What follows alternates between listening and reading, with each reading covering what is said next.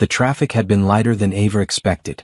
She pulled into the circular driveway of her in-laws' house at 5:30, a full hour before the party was supposed to start. The December air bit at her cheeks as she grabbed the dish of candied yams from the passenger seat. She had spent 3 hours that morning perfecting them, wanting everything to be just right for her first Christmas Eve as part of the Sterling family. Ava had married Jax 2 years ago, and this was their first holiday season living in the same city as his parents. She wanted to make a good impression, to show them that their son had chosen well. She smoothed down her emerald green dress and checked her reflection in the car window. Her dark brown skin glowed against the vibrant color, and her natural curls were twisted into an elegant updo. The front door was unlocked, which wasn't surprising. Jax's mother, Helen, had told everyone to just come in when they arrived. Ava pushed the door open quietly, balancing the warm dish in her hands. She could hear voices coming from the living room, male voices and laughter. "I still can't believe it, son," she heard Jax's father say. "After all this time." "I know, Dad. It's crazy timing," Jax replied. His voice had that excited edge to it, the one he got when he talked about promotions at work or the new car he wanted. "But Sienna is due in June. We found out 3 weeks ago." Ava stopped walking. Her arms suddenly felt weak and she had to concentrate on not dropping the dish. Sienna.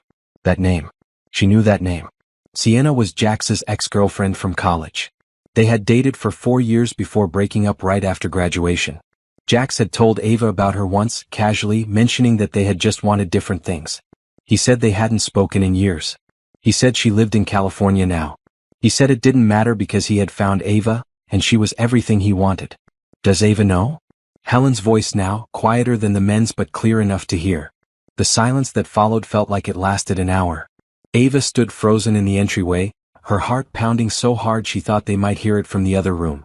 "Not yet," Jax finally said. "I'm going to tell her after the holidays. I don't want to ruin Christmas for everyone." "Oh, Jax." Helen sighed. "This is quite a mess. When did you and Sienna reconnect?" "About a year ago. She moved back to town for work and we ran into each other at a conference. We started talking again and things just happened. I never meant for it to go this far, but now there's a baby coming." Ava felt like she was watching herself from outside her body. She looked down at the candied yams, at her perfectly manicured nails gripping the edges of the dish. She had gotten her nails done yesterday. Royal blue because Jax said he loved when she wore blue. She had bought this green dress last month because Jax mentioned green was his favorite color on her. She had made these yams from his grandmother's recipe because Jax said it would mean so much to his family. Everything she did, she realized in that moment, had been for Jax. To please Jax. To be the perfect wife for Jax. "What are you going to do about your marriage?" Jax's father asked. "I don't know yet," Jax said, and Ava could hear him moving around the room. "Ava's great, but this changes everything. Sienna and I have history. We have a child together now. I have to think about what's right for the baby." "And what about what's right for your wife?" Helen asked sharply. "Mom, please, can we just get through tonight? Everyone will be here soon and I don't want this to be a thing. Let me handle Ava in my own time." Handle her? Like she was a problem to be managed? Like she was an inconvenient detail in his real life, the one he was living with Sienna? Ava's hands started to shake. The dish tilted and she quickly straightened it before the contents could spill. She took 3 slow steps backward, then turned and walked as quietly as she could back to the front door. She set the dish down on the entry table, next to a vase of white lilies, and pulled out her phone. Her fingers trembled as she typed out a text to Helen. "Sorry, not feeling well. Won't make it tonight. Merry Christmas." She sent it, then turned off her phone completely. She didn't want to see the response. Didn't want to see Jax's messages when he realized she wasn't coming. She walked back to her car, got in, and sat there for a long moment with her hands on the steering wheel. A year. He had been with Sienna for a year. That meant every anniversary dinner, every morning kiss, every time he told Ava he loved her, he had been lying. He had been living 2 lives and she had been completely blind to it. Ava started the car and pulled out of the driveway. She drove carefully, deliberately, even though her vision kept blurring. She made it 3 blocks before she had to pull over. She sat in a grocery store parking lot, staring at the bright holiday decorations in the windows, and let herself feel it all. The betrayal. The humiliation. The crushing weight of realizing that the last year of her life had been a fiction. She had planned a future with Jax. They had talked about starting a family next year, after she got her promotion at the marketing firm. They had looked at bigger houses just last month, talking about which rooms would be good for kids. And all the while he had been with Sienna, creating the family he actually wanted with someone else. Ava pulled herself together enough to drive again. She didn't go home. The apartment she shared with Jax suddenly felt like hostile territory, a place where she didn't belong. Instead, she drove to a hotel downtown and checked in. The young clerk wished her a Merry Christmas, and Ava managed to smile and thank him. The room was simple and clean. Ava sat on the edge of the bed and finally turned her phone back on. 23 messages. 12 from Jax asking where she was. 6 from Helen expressing concern. 5 from various other family members. She deleted them all without reading past the first line. Then she opened her banking app and started looking at their joint accounts. She needed to see the truth in black and white. She needed evidence of what her gut already knew. It didn't take long to find it. Transfers to an account she didn't recognize. Dinner charges at restaurants they had never been to together. Hotel rooms. Flowers sent to an address that wasn't their home. All of it right there in front of her. A year's worth of lies, documented in credit card statements and bank transfers. Ava set her phone down and lay back on the hotel bed, staring at the ceiling. Tomorrow was Christmas. But tonight her marriage had died. And somewhere across town, her husband was probably realizing she had heard everything. She wasn't sad anymore. That had burned away during the drive. What she felt now was something colder and clearer. Determination. She wasn't going to cry over Jack Sterling. She wasn't going to fall apart. She was going to do exactly what he had done to her. She was going to plan. And when she was ready, she was going to execute that plan perfectly. Ava woke up at 6 in the morning on Christmas Day. The hotel room was silent except for the hum of the heating unit. She lay there for a moment, almost expecting to hear Jax's breathing beside her, before remembering where she was and why. The memory came rushing back sharp and clear. The voices in the living room. Sienna's name. The baby. A year of lies. She sat up and reached for her phone. 47 messages now. She scrolled through them without opening any. Jax had gone from confused to worried to angry, judging by the frequency and timing. His last message, sent at 2 in the morning, said simply, "We need to talk. This is ridiculous." Ridiculous. He thought her reaction was ridiculous. Ava got out of bed and took a long shower, letting the hot water clear her head. She needed to think strategically now, not emotionally. She was a marketing director at one of the top firms in the city. She knew how to plan campaigns, how to anticipate problems, how to execute a strategy flawlessly. This was just another project, she told herself. The most important project of her life. By 7:30, she was dressed in jeans and a red sweater, sitting at the small desk in the hotel room with her laptop open. She had created a new folder labeled Personal Documents, and started organizing screenshots of every suspicious transaction she could find. She went back through a year's worth of bank statements, credit card bills, and phone records. The evidence was overwhelming once she knew what to look for. Jax hadn't even been particularly careful. There were regular payments to the same account, always labeled as consulting fees. Dinner reservations at expensive restaurants on nights when he had told her he was working late. Gas station charges in a part of town where neither of them worked. And then there were the photos. Ava found them on Jax's cloud storage, which she had access to because they had set up their accounts together when they got married. There were dozens of pictures of him and Sienna. At restaurants. At the beach. In what looked like the living room of an apartment Ava had never seen. In several photos, Sienna's hand rested on her still flat stomach. Jax's hand was on top of hers. They were both smiling. Ava saved everything to a flash drive. She worked methodically, taking her time, making sure she had copies of anything that might be useful. She didn't let herself look too long at any individual photo or message. That would come later if she needed to feel angry enough to follow through. Right now she needed to stay cold and logical. By noon she had a comprehensive file. Then she started researching divorce attorneys.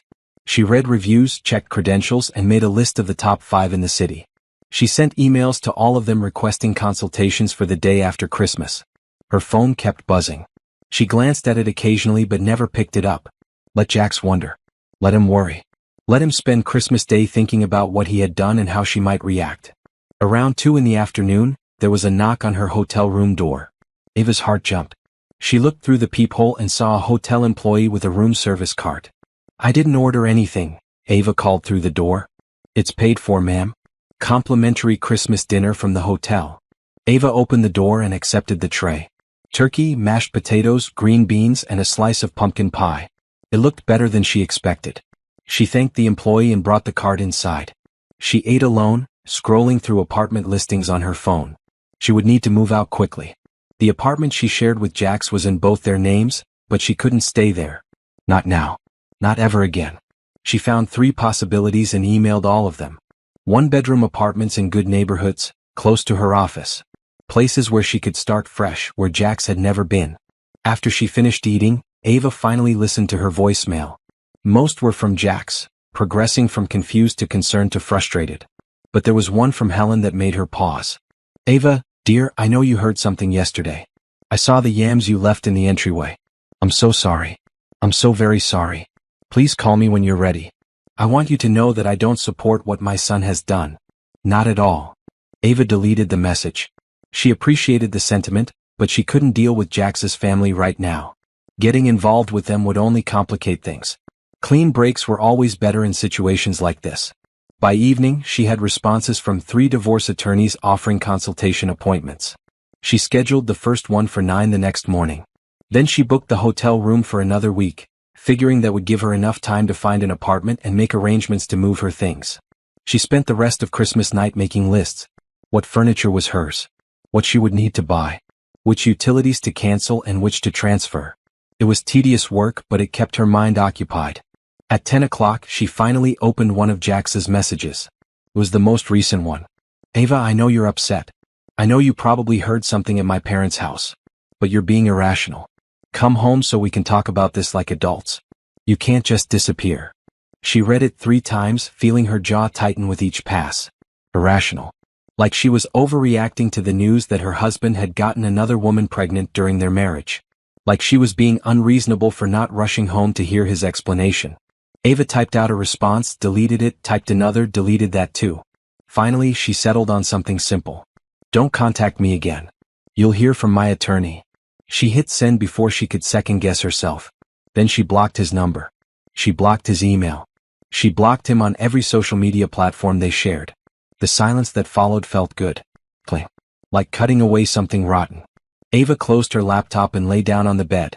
Tomorrow she would start the legal process. She would find an apartment. She would begin the practical work of separating her life from Jax's.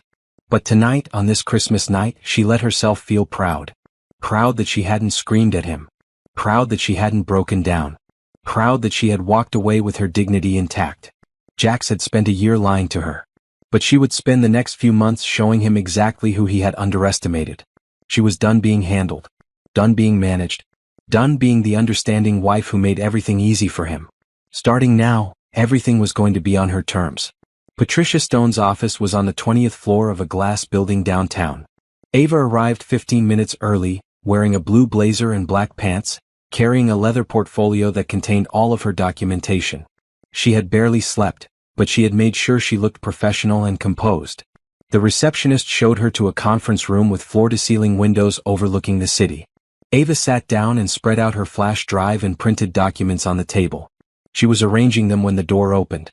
Patricia Stone was shorter than Ava expected, maybe 5'4", with silver hair cut in a sharp bob and glasses that made her dark eyes look even more intense. She wore a burgundy suit and carried herself like someone who had won a lot of battles. Mrs. Sterling, Patricia said, shaking Ava's hand firmly. I read your email. Let's see what we're working with. For the next hour, Ava laid out everything. The overheard conversation. The bank records. The photos. The timeline of the affair. Patricia listened without interrupting, taking notes on a yellow legal pad. When Ava finished, Patricia sat back in her chair. You've done excellent work here, Patricia said. Most people come to me emotional and unprepared. You've documented everything. That's going to make this much easier. I want a clean divorce, Ava said. I want what I'm entitled to and I want to move on with my life. I don't want to drag this out. Understood. Now let's talk about assets. You mentioned the apartment is jointly owned. Yes, we bought it a year ago. The down payment came from both of our savings. Any other major assets? Cars, investments, retirement accounts. Ava pulled out another folder. I made a list. We have 2 cars both paid off. I bought mine before we got married, so that's clearly mine. His car we bought together 6 months ago.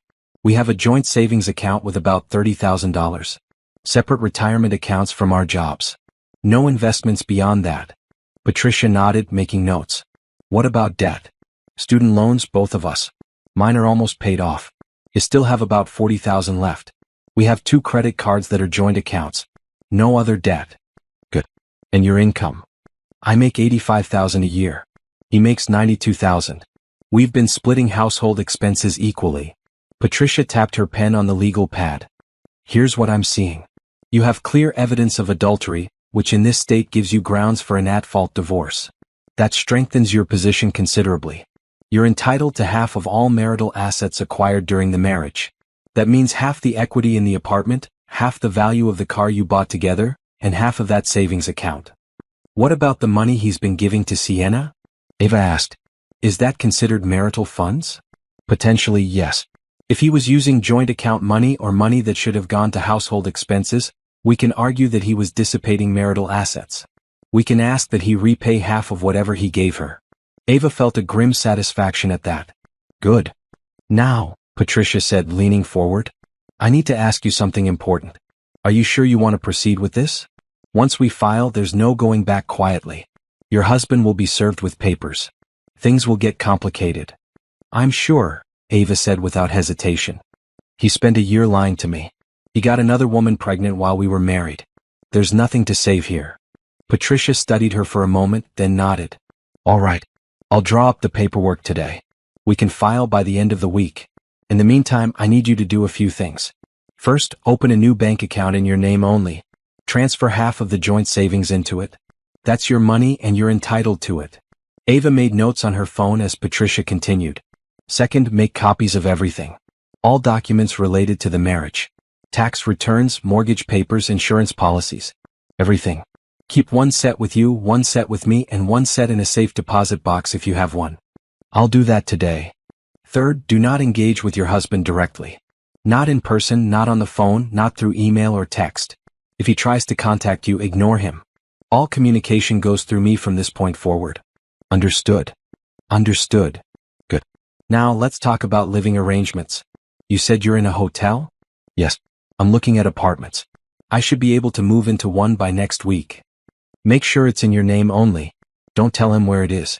The last thing you need is him showing up and causing a scene. I've already blocked him on everything. He doesn't know where I am. Patricia smiled. You really have thought this through. That's good. Most people are so emotional they can't think straight. But you need to prepare yourself.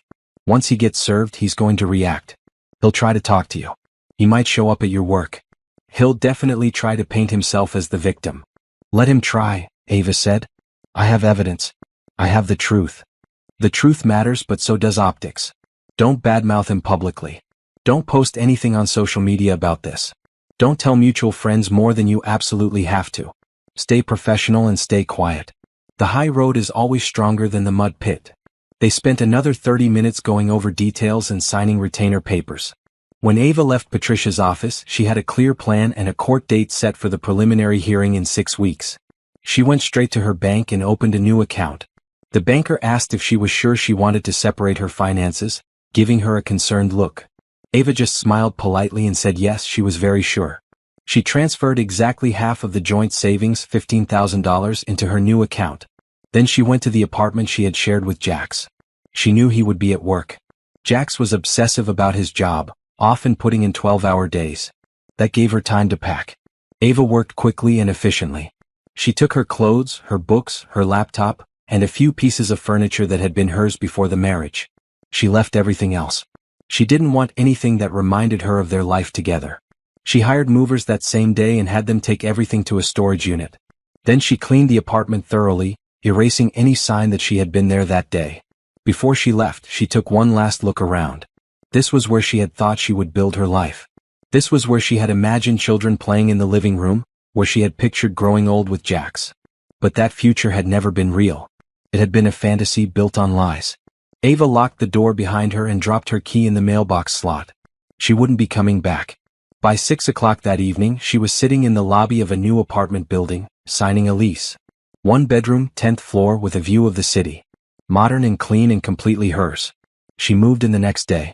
The movers brought her furniture from the storage unit, and Ava spent the afternoon arranging everything. It didn't take long. She didn't have much, and that felt appropriate. She was starting fresh. Starting light. That night, she ordered takeout and ate sitting on her new couch, looking out at the city lights. Her phone sat silent on the coffee table. She had blocked Jax, but she knew Patricia would contact her when he was served with the divorce papers. That would be the moment everything became real for him. The moment he realized she wasn't coming back. The moment he understood that she meant every word. Ava felt calm. Calmer than she had in days. She had a plan, she had a lawyer, and she had a new home. She had taken control of her life again. Whatever came next, she was ready. The divorce papers were served on a Tuesday morning at Jax's office. Patricia called Ava at noon to let her know it was done. Ava was in a meeting when her phone buzzed, but she stepped out to take the call. "He's officially served," Patricia said. The courier said he looked shocked. Tried to refuse the papers at first, but eventually accepted them. "You should expect him to try to contact you." "I'm ready," Ava said. She wasn't ready. 2 hours later, Jax was standing in the lobby of her office building. The receptionist called up to Ava's desk, sounding nervous. "There's a Jax Sterling here to see you. He says it's urgent." Ava closed her eyes and took a breath.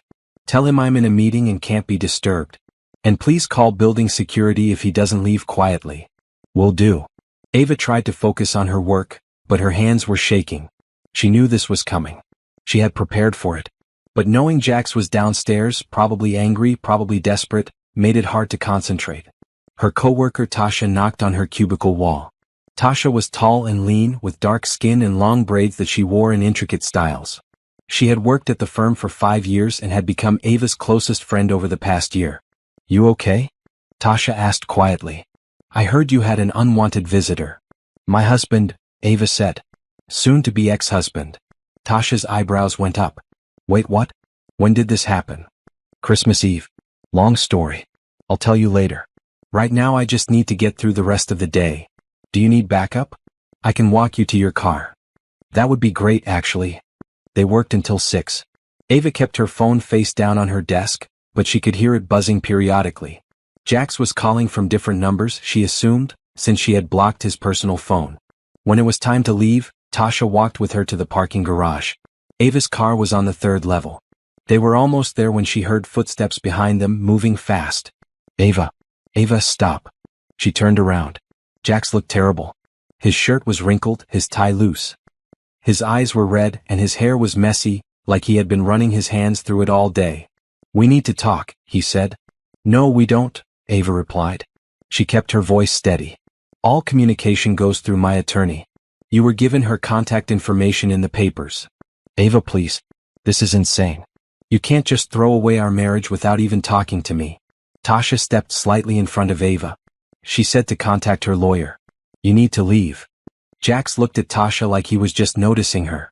"This is between me and my wife. Stay out of it." "I'm here because she wants me here," Tasha said.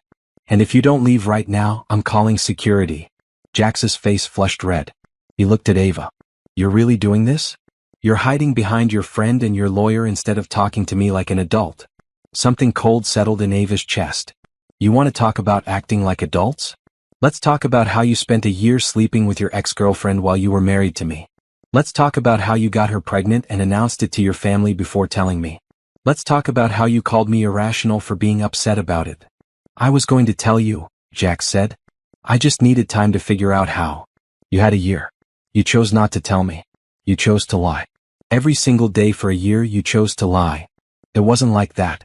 Sienna and I, it just happened. I never meant for things to go this far. But they did. And now you're having a baby with her. So there's nothing left to discuss." Jax took a step closer.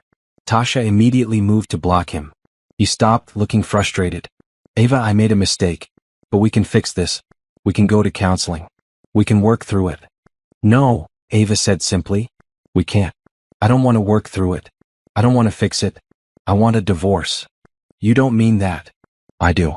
And the sooner you accept it, the easier this will be for both of us. What about everything we built together? What about our plans?" "What about them?" Ava asked.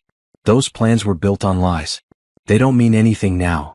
Jax's expression shifted from desperate to angry.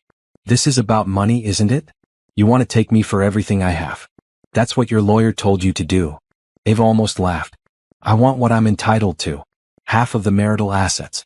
Nothing more, nothing less.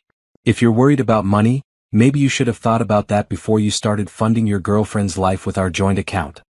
His face went pale. You looked at the bank records. Of course I did. I looked at everything. I have copies of everything. Every transaction, every photo, every message. So if you're planning to lie about this in court, don't bother. The evidence is documented. Jax stared at her like he was seeing her for the first time. I don't even know who you are right now. I'm the woman you underestimated, Ava said. Now leave me alone. If you try to contact me again, I'll file a restraining order. She turned and walked to her car. Tasha stayed between her and Jax until Ava was safely inside with the doors locked. Through the window she could see Jax standing there looking lost. She started the car and drove away without looking back. Tasha followed her to a coffee shop 3 blocks away. They went inside and sat in a corner booth, away from other customers. Okay, Tasha said. Now tell me everything. Ava did. She told her about Christmas Eve, about the hotel, about the evidence she found. Tasha listened without interrupting, her expression getting angrier with each detail. That piece of trash, Tasha said when Ava finished. How could he do that to you? I keep asking myself that. But I think the truth is he never really valued me. I was convenient. I was the responsible choice. But I wasn't what he actually wanted. That's his loss. You're incredible. I don't feel incredible. I feel stupid for not seeing it. Don't do that. You lied. You hid it. You trusted your husband. That's not stupid. That's normal. Ava sipped her coffee. I know. But I keep thinking about all the signs I must have missed. The late nights. The business trips. The times he was distant. I thought he was just stressed about work. Because that's what he told you. You can't blame yourself for believing the person you married. I'm trying not to. They sat in silence for a moment. Then Tasha said, What do you need? How can I help? Just be my friend. That's enough. Done. And if that waste of space shows up again, call me. I will absolutely throw down if necessary. Ava smiled for the first time all day. Thank you. That night, back in her new apartment, Ava finally let herself break down a little. She cried for the marriage she thought she had. She cried for the time she had wasted. She cried for the future she had imagined that would never exist. But she only let herself cry for an hour. Then she got up, washed her face and made herself dinner. She had work tomorrow. She had a life to rebuild. She didn't have time to fall apart. Jax would try to contact her again. She knew that. He would probably try to make her feel guilty, try to convince her she was making a mistake. But she was done listening to him. She had given him 2 years of her life. He didn't get another minute. Work became Ava's sanctuary. Every morning she arrived at the office by 7:30 and stayed until at least 6. She threw herself into her projects with a focus she hadn't felt in years. It was easier to think about marketing campaigns and client presentations than to think about her crumbling marriage. 3 weeks after serving Jax with divorce papers, Ava was sitting in a conference room with her boss, Richard, and 2 senior executives. They were discussing a major campaign for a new client, a tech startup looking to launch their product in the spring. We need something bold, Richard said. He was a white man in his 50s with gray hair and a perpetual coffee stain on his tie. But he was brilliant at marketing and had taken a chance on Ava when she was fresh out of graduate school. Something that makes people stop and pay attention. Ava had been working on a pitch for 3 days. She had barely slept, surviving on coffee and determination. But she had something good. She knew it. What if we flipped the script completely, she said. Instead of focusing on the product's features, we focus on the emotional transformation it creates. We tell stories. Real stories from beta testers. We make it personal. She pulled up her presentation on the conference room screen. For the next 20 minutes, she walked them through her vision. Authentic testimonials. Social media integration. A campaign that felt less like advertising and more like a conversation. When she finished, the room was quiet. Then Richard started nodding. That's it, he said. That's exactly what we need. This is excellent work, Ava. One of the executives, a woman named Brenda, leaned forward. I agree. This is fresh. How soon can you have a full proposal ready? 2 weeks, Ava said confidently. Make it 10 days and we have a deal. We need to move fast if we want to launch in March. Done. After the meeting, Richard pulled Ava aside in the hallway. That was impressive. You've been on fire lately. Everything okay with you? Everything's fine, Ava said. She didn't want to talk about her personal life at work. Just focused. Well, keep it up. There might be a promotion in your future if you keep delivering work like this. Ava went back to her desk feeling energized. A promotion would mean more money, more responsibility, more security. It would mean she was building something real, something that belonged to her and couldn't be taken away by someone else's lies. Tasha rolled her chair over to Ava's cubicle. I heard your presentation went well. It did. They loved it. Of course they did. You're brilliant. I'm just doing my job. No, you're exceeding expectations while your life is falling apart. That's more than just doing your job. That's being a professional. Ava smiled. Thanks. I needed to hear that. How are you holding up, really? I'm okay. Staying busy helps. I don't have time to think about Jax when I'm working on a campaign. Have you heard from him again? He tried calling from his mother's phone yesterday. I didn't answer. Patricia says the divorce proceedings are moving forward. We have a hearing in 3 weeks for the preliminary settlement discussion. And you're ready for that? As ready as I can be. Patricia is good at what she does. She's already got Jax's lawyer on the defensive about the money he gave Sienna. Tasha nodded approvingly. Good. Make him pay for what he did. Over the next 10 days, Ava worked harder than she had ever worked in her life. She came in early and stayed late. She refined her proposal until it was perfect.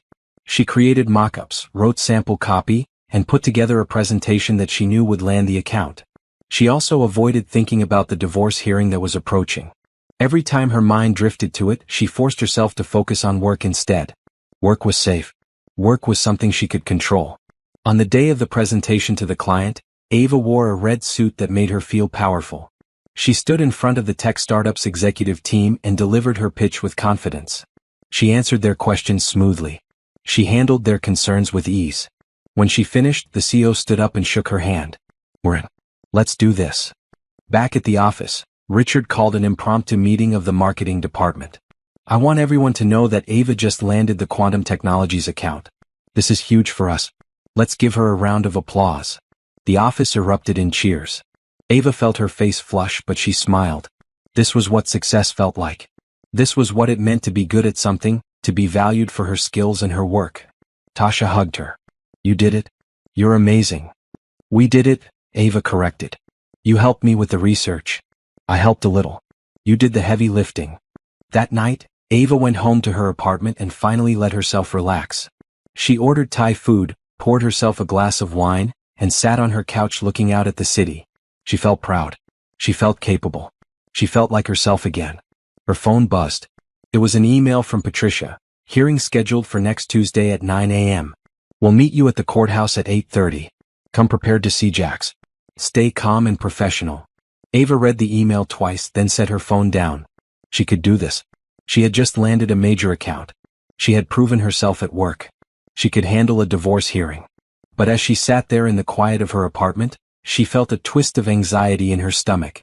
Seeing Jax in an official setting with lawyers and a judge would make everything final. There would be no more pretending that this was just a bad dream. No more hoping that somehow things would magically fix themselves. Not that she wanted them to fix themselves. She didn't. She was done with Jax. But there was something frightening about the finality of it all. She finished her wine and went to bed early. She had work to do tomorrow. She had a life to build. And in 6 days she would walk into that courthouse and take another step toward freedom. Whatever happened, she would handle it. Because that's what she did now. She handled things. She didn't fall apart. She didn't beg or plead or compromise.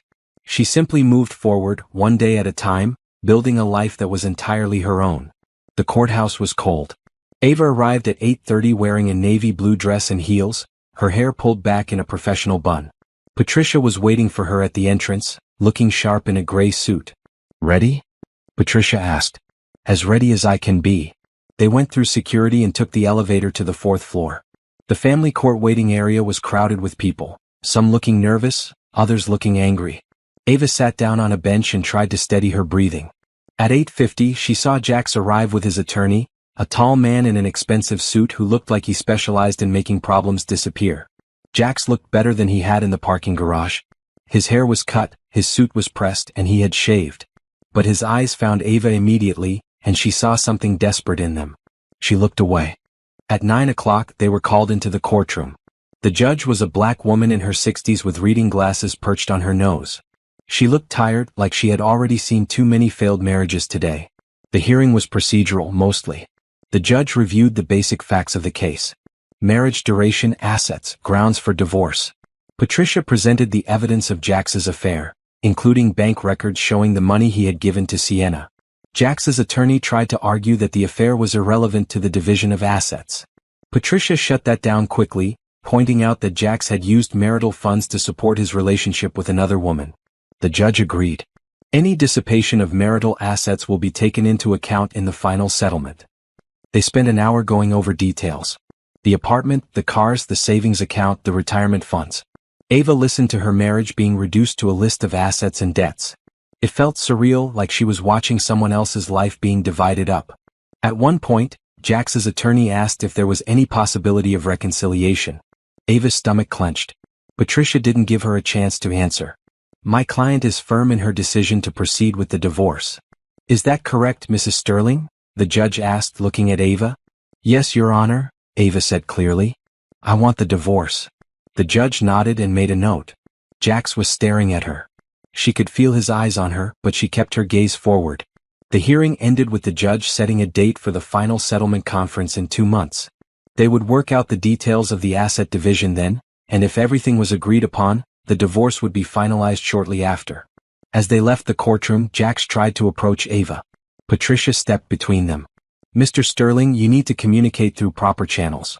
Do not approach my client directly. I just want to talk to her, Jax said. 5 minutes. That's all. No, Patricia said firmly. You had your chance to talk. You chose to spend that time lying. Now we do this the legal way.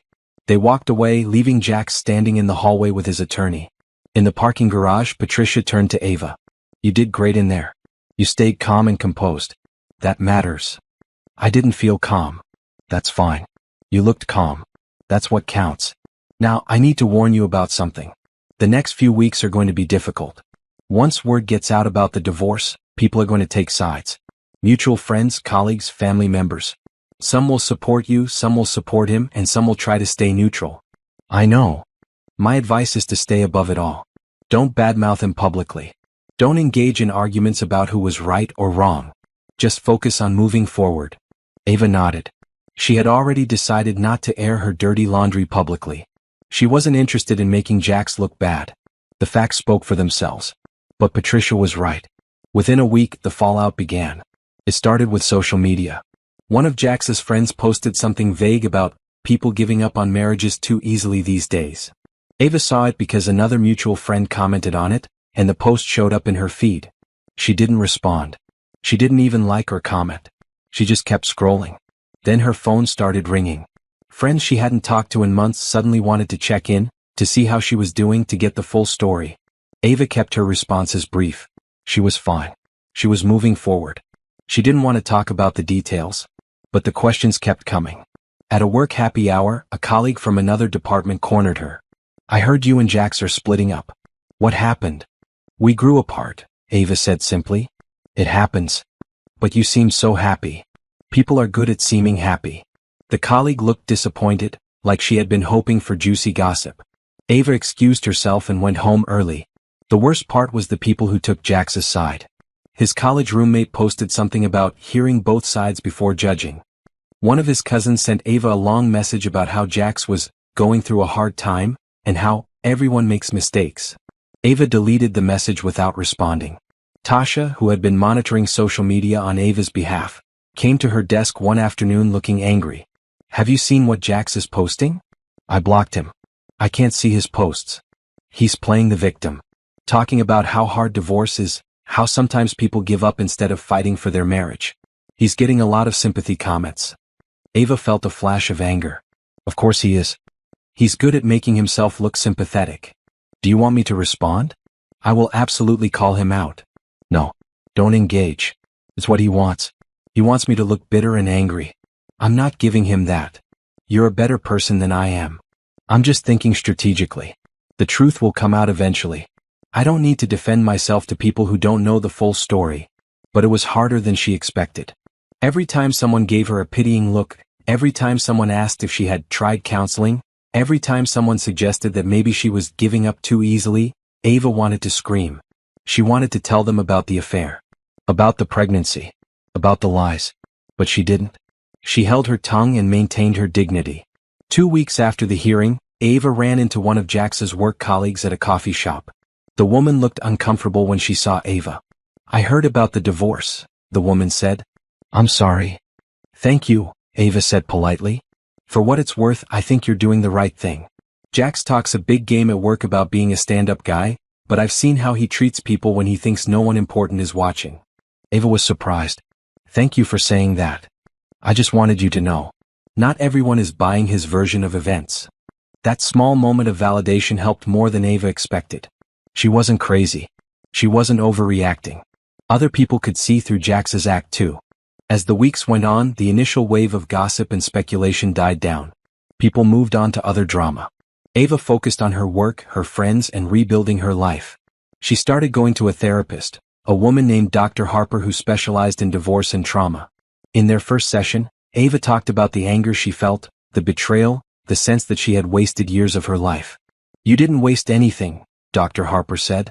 "You loved someone, you trusted someone, and you built a life. That's not a waste. The fact that he betrayed that trust doesn't diminish what you brought to the marriage. But I feel stupid for not seeing it. That's a normal feeling. But think about it this way. You trusted your husband because that's what you're supposed to do in a marriage. He's the one who violated that trust. His choices are not your responsibility." Slowly, Ava started to believe it. She wasn't stupid. She wasn't naive. She had been a good wife to someone who didn't deserve it. And now she was moving forward. Building a life that was honest and real. A life where she didn't have to wonder if the person she loved was lying to her. That was worth more than any marriage built on deception. The legal discovery process was brutal. For 6 weeks, Ava's life was examined in excruciating detail. Every financial transaction, every email, every text message. Patricia assured her this was normal, but it felt invasive and exhausting. Jax's attorney was trying to paint Ava as cold and career-focused, suggesting that her dedication to work had pushed Jax away. Patricia fought back with evidence of Ava's efforts to maintain the marriage while Jax was actively betraying her. Then, during a routine review of documents, Patricia found something that changed everything. She called Ava on a Wednesday afternoon. "Can you come to my office? I need to show you something." Ava left work early and drove downtown. Patricia was waiting in the conference room with a thick folder of documents spread across the table. "What is it?" Ava asked. Patricia pushed a stack of emails across the table. "These are from Jax's work email account. We subpoenaed them as part of the financial discovery. Read these." Ava picked up the first email. It was from Jax to Sienna, dated 8 months ago. "I can't leave yet. The promotion comes through in 6 months, and I need to make sure the finances are set first. Ava's been saving aggressively, and half of that is mine in the divorce. Once I have the promotion and the raise, I'll have enough to support us and the baby comfortably. Just be patient." Ava's hands started shaking. She read the next email. And the next. There were dozens of them, spanning months. Jax laying out his plan in detail. How he would wait for his career advancement. How he would secure the marital assets. How he would time the divorce to minimize his financial losses. "He was planning this," Ava said, her voice hollow. "The whole time. He was planning to leave me, but he wanted to wait until he had secured his money first." "Yes," Patricia said quietly. "He was using you. Staying in the marriage until it was financially advantageous to leave." Ava set the emails down. She felt like she had been punched. She had thought the affair was bad enough. But this was calculated. This was deliberate. He had been using her as a financial safety net while building a life with someone else. "Can we use this in court?" she asked. "Absolutely. This shows premeditation. It shows he was intentionally dissipating marital assets while planning to abandon the marriage. It strengthens your case considerably." Ava took a deep breath. She felt the anger building, but underneath it was something else. Relief. Because now she knew without any doubt that divorcing Jax was the right decision. He wasn't just unfaithful. He was manipulative. He was calculating. He had looked at their marriage as a transaction, something to be managed and timed for maximum personal benefit. "I want to go for everything we can legally get," Ava said. "I want him to pay for what he did." Patricia nodded. "Then that's what we'll do." Over the next few weeks, Patricia built a case that was airtight. The emails proved Jax's intentions. The bank records proved his financial betrayal. The photos and messages proved the affair. Jax's attorney tried to negotiate, offering Ava a settlement that would give her slightly more than half of the assets if she agreed to drop the at-fault claims. Patricia advised her to reject it. "We can do better," Patricia said. "We have him dead to rights. He knows it and his attorney knows it.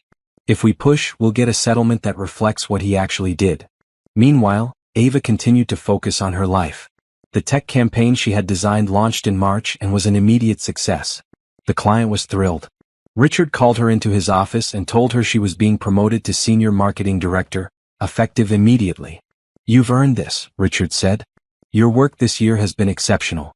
The raise will show up in your next paycheck." Ava felt a surge of pride. She had done this. While her personal life was falling apart, she had excelled professionally. She had proven to herself that she was capable and valuable. She called her mother that night to share the news. Her mother, who lived in Atlanta, had been supportive but worried throughout the divorce process. "I'm so proud of you, sweetheart," her mother said. "You've handled this with so much grace. I don't feel graceful most days. But you are. You didn't fall apart. You didn't let him destroy you. You kept moving forward." "I had to. What else was I going to do? Plenty of people would have given up. You didn't. That takes strength." After hanging up, Ava sat on her couch and let herself feel it. The pride. The accomplishment. The knowledge that she had survived something that could have broken her. She thought about the woman she had been a year ago. That woman would have been devastated by this divorce. She would have seen it as a failure, as proof that she wasn't good enough. But the woman she was now understood differently. The divorce wasn't her failure. It was Jax's. He was the one who had lied. He was the one who had cheated. He was the one who had treated his marriage like a business transaction. She was the one who had been brave enough to walk away. 2 weeks later, Patricia called with news. Jax's attorney called. "They want to settle. They're offering you 60% of the marital assets, plus reimbursement for the money he gave Sienna." "What about the apartment?" "You get it? He'll sign over his half." Ava was quiet for a moment. "And if I say no? Then we go to trial. We'll probably win and you might get even more. But it will take longer and it will be more stressful." "I want to settle," Ava decided. "I want this over. I want to move on. Then I'll draw up the paperwork. You should be officially divorced within a month." A month? After all of this, it would be over in a month. Ava felt a wave of emotion, but she couldn't tell if it was relief or sadness or something else entirely. Maybe it was all of those things at once. She had loved Jax. She had built a life with him. And now that life was ending, not with a dramatic fight or a final confrontation, but with legal documents and financial settlements. But that was okay, because what came next was hers. Completely and entirely hers. And that was worth everything. Spring arrived in the city with warm sunshine and blooming flowers. Ava stood in her apartment, looking out the window at the park across the street. It was mid-April, 6 months since Christmas Eve. 6 months since her life had fallen apart and she had put it back together piece by piece. The divorce had been finalized 2 weeks ago. Ava was now legally single, and the apartment she had shared with Jax was officially hers alone. She had spent the past few days redecorating, painting the walls a soft cream color and replacing the furniture they had picked out together with pieces that were entirely her taste. She had also reconnected with friends she had lost touch with during her marriage. There was Carmen, her college roommate who now lived across town. There was Jordan, a guy she had dated briefly before Jax who had stayed friends with her. There was Nikki, a woman from her book club who she had always liked but never had time to get to know properly. These people reminded Ava of who she had been before she became Jax's wife. They remembered the woman who loved late-night conversations and spontaneous road trips. The woman who laughed easily and dreamed big. Ava had forgotten that woman existed. But she was finding her again. Work continued to be a bright spot. The tech campaign had been so successful that the client had signed on for another year. Richard had mentioned that the company was considering opening a new office in California, and he wanted Ava to be part of the leadership team. "It's not definite yet," Richard said. "But if it happens, you'd be my first choice to help run the West Coast operations." Ava was excited but also nervous. Moving to California would be a huge change. But maybe that was exactly what she needed. A fresh start in a new place, far away from the memories and the gossip. She told Tasha about the possibility over lunch one day.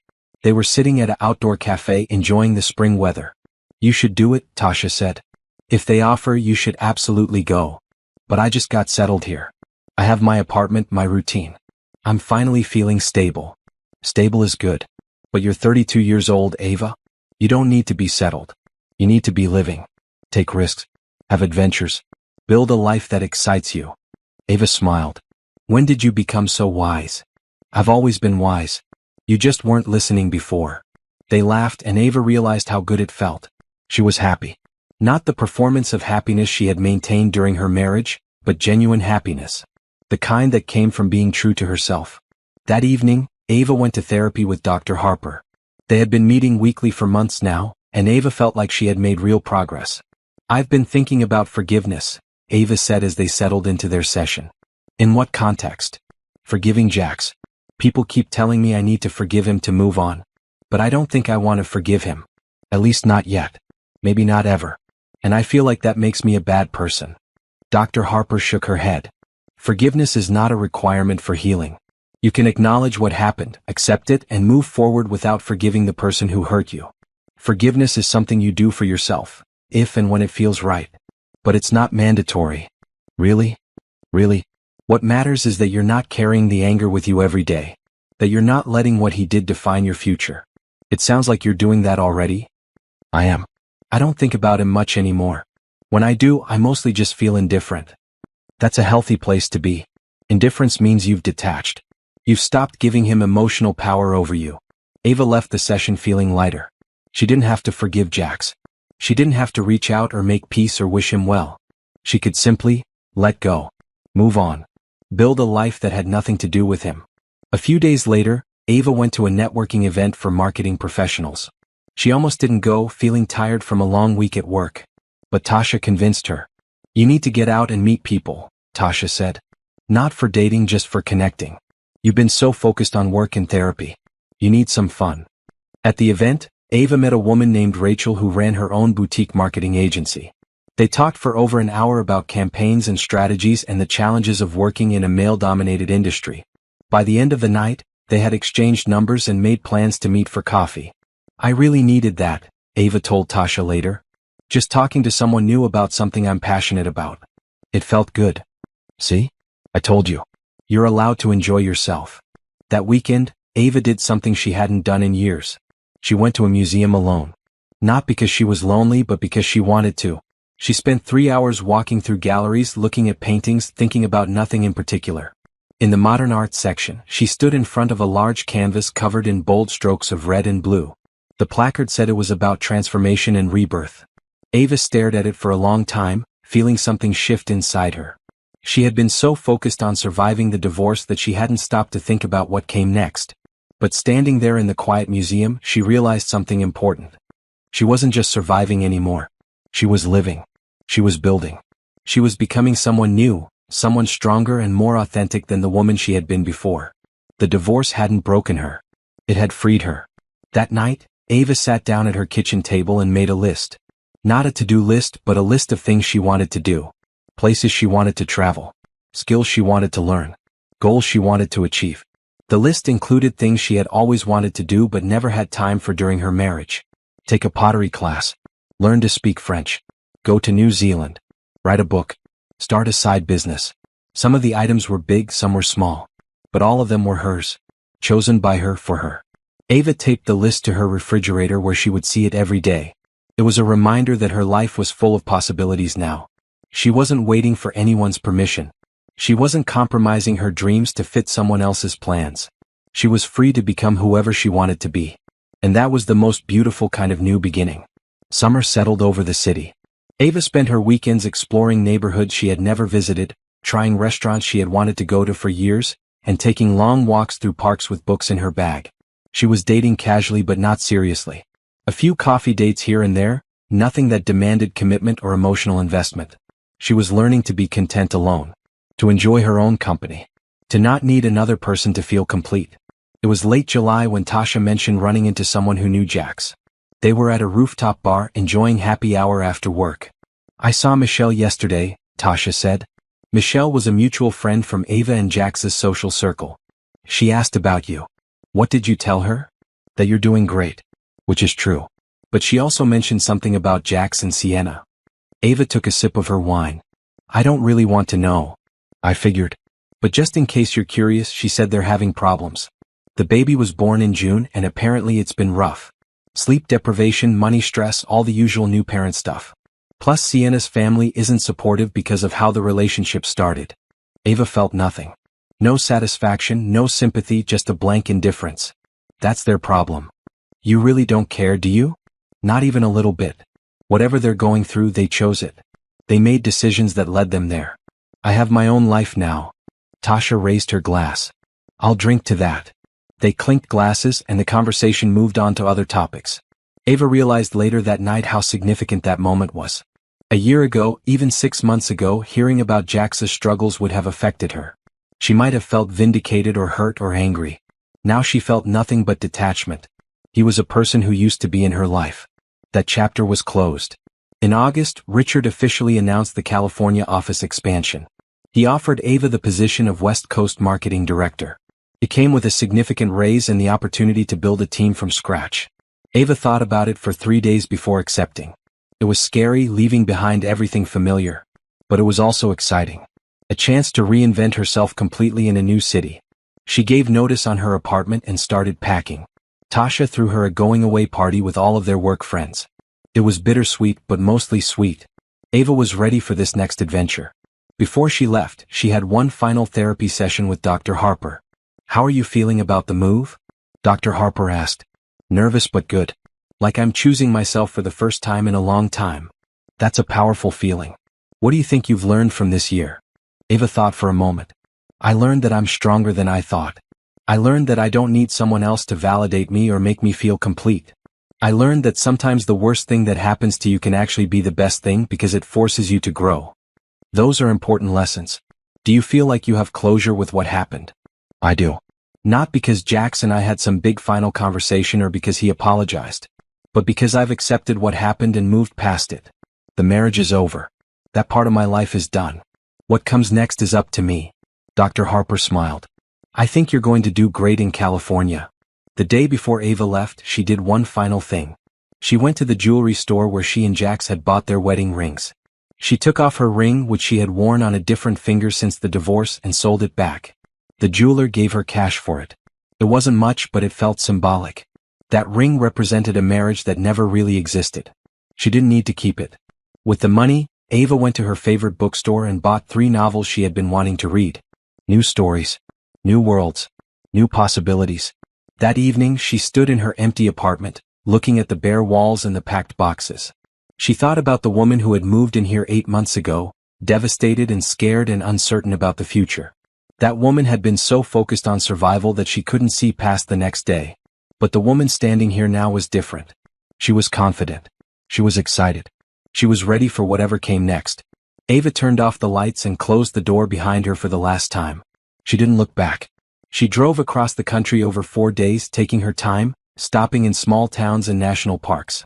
She listened to music she loved, ate at diners that looked interesting, and slept in motels with questionable decor. It was the most free she had felt in years.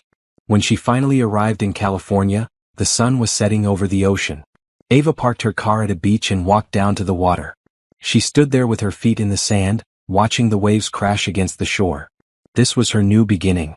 Her fresh start. Her chance to build a life that was authentically hers. And somewhere back in her old city, Jax was dealing with the consequences of his choices. But that wasn't her concern anymore. She had spent enough time thinking about him, processing what he did, healing from his betrayal. Now it was time to focus on herself. On her career, her dreams, her happiness. The sun dipped below the horizon, painting the sky in shades of orange and pink. Ava took a deep breath of the salt air and smiled. She was exactly where she was supposed to be. The California office opened in October. Ava threw herself into the work of building a team, establishing processes, and proving that the expansion had been the right decision. She hired smart people, created a positive work culture, and landed clients that impressed even Richard. By December, the office was thriving. Ava had moved into a bright apartment in Santa Monica, close enough to the beach that she could hear the ocean from her balcony. She had made friends with her neighbors, joined a local running club, and started taking surfing lessons on weekends. She was living the life she had always imagined but never thought she could have. Christmas approached, and Ava decided to host her own celebration. Not a huge party, just a small gathering of the people who mattered. She invited her team from work, some friends she had made in California, and Tasha, who flew out for the occasion. On Christmas Eve, exactly 1 year after she had overheard Jax's announcement, Ava was in her kitchen preparing food for the party.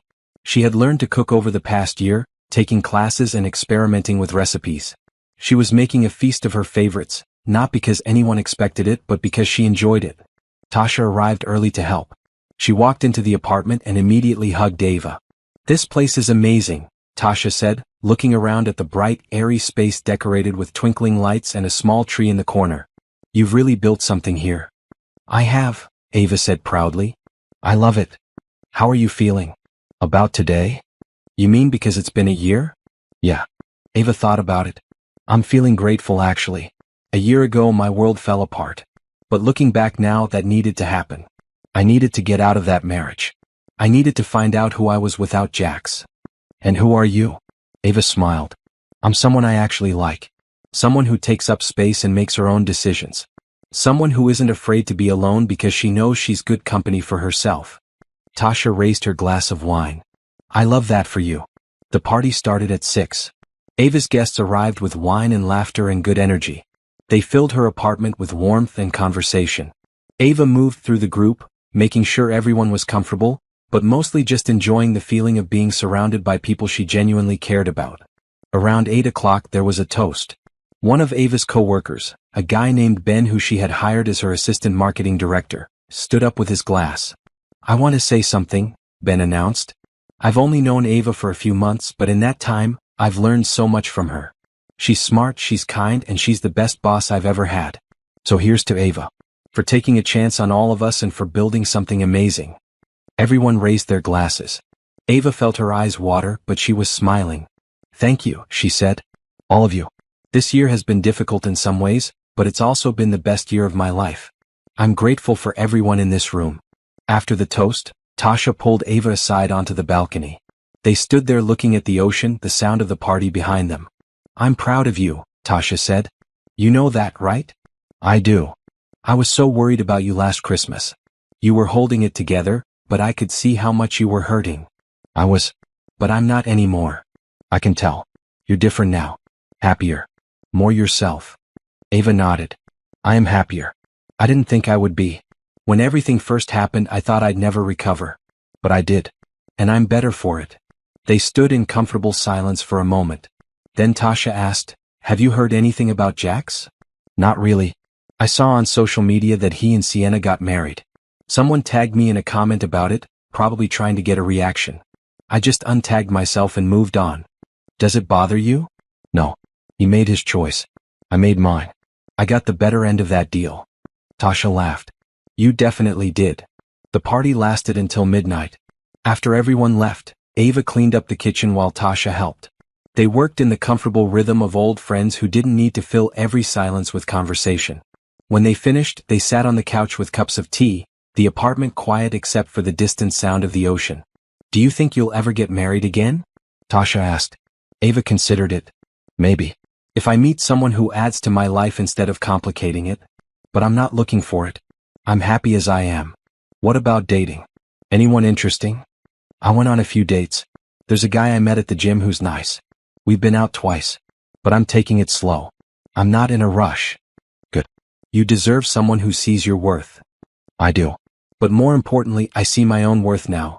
That's what matters." They talked until 2 in the morning, catching up on everything and nothing. When Tasha finally went to sleep in the guest room, Ava stayed up a little longer.